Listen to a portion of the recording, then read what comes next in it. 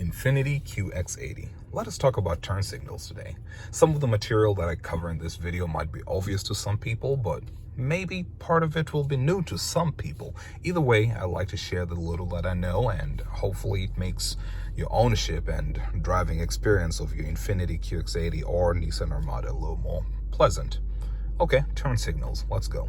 If you wanted to turn right, it would be responsible behavior to communicate your intentions with other road users. So first thing is you identify where your turn signal stalk is. And if you are going right, extend your hand out and in the right motion like this, flick your turn signal stalk. Inside the gauge cluster, you have your green arrow indicating that you're going to the right. This is your turn signal indicator. On the outside, you do have lights flashing corresponding to what you requested. If you wanted to go left, well, let's cancel it first.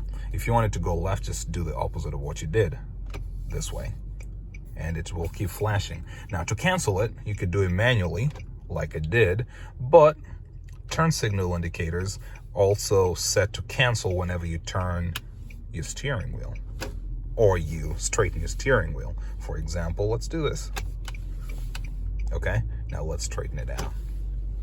You saw it already canceled.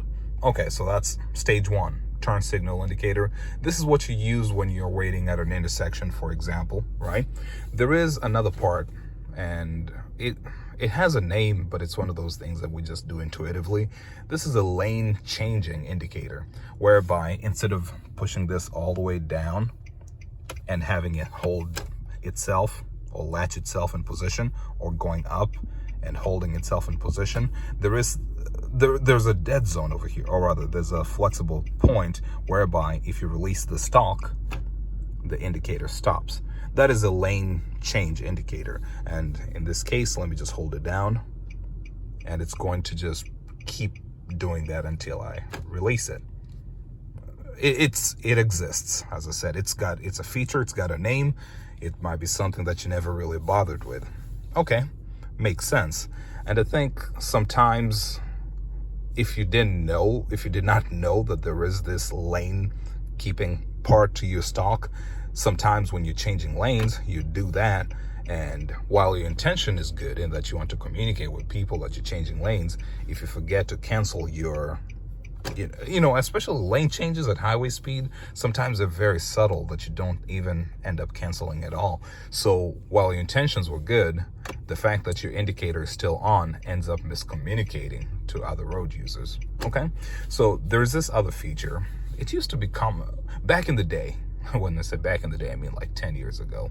It was more common with American vehicles. I don't think with the Japanese vehicles I dabbled with, well, specifically Nissan or Infinitis, they did not have this feature, but it's called the 3 flash pass. In a way, it gets rid of that incident whereby, we're human, we make mistakes, and you forget to release or to cancel your turn signal switch.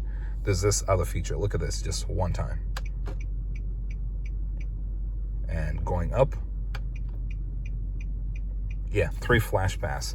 That's what it's been known. Some people think that, and I'm one of those people, that 3 flashes might not be sufficient. Why do we not have a 4 or 5? Why do we not have the option to set a different number? But I think the people that were in charge of designing this feature did all the tests and said that, at highway speeds, maybe that's all you need.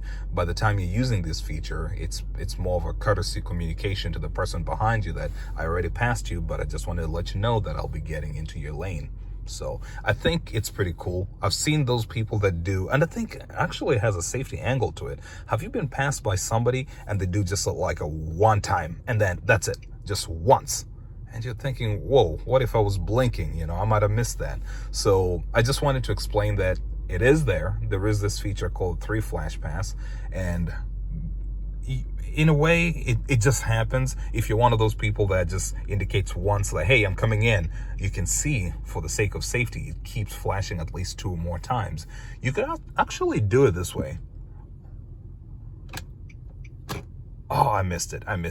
In a way, that's perfect. So first, I showed you earlier that if I held this, it would just keep flashing and just keep going until I released it, right? If I do it one time, it does it 3 times. If I held it 1, 2, it only stops at 2. That's a goofy thing. It has to do it just once, and that's when your 3 flash pass will work. You can actually go beyond and let it latch into position as long as you cancel it immediately, like this. Did you see that? And going down. Oh, okay, a weird fumble went on over there. Down 1, up 1. So that's it. That's all the video is. You have a 3 flash pass in your vehicle, and I know there is a way to cancel it if it for some reason bothers you, but as I said, today's video was just to talk about turn signals in way more detail than anyone has ever bothered to tell you.